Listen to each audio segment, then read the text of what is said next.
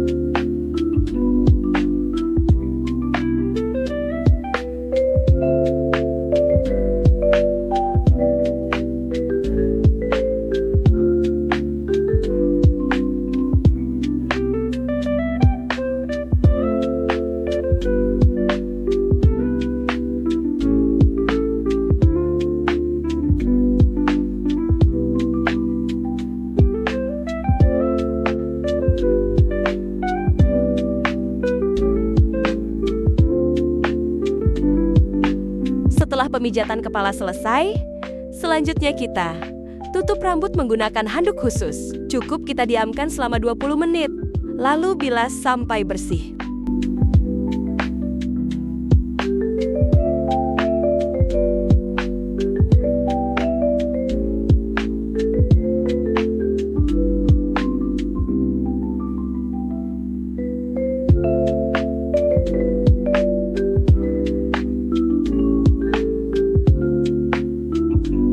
Mungkin sekian video kita kali ini.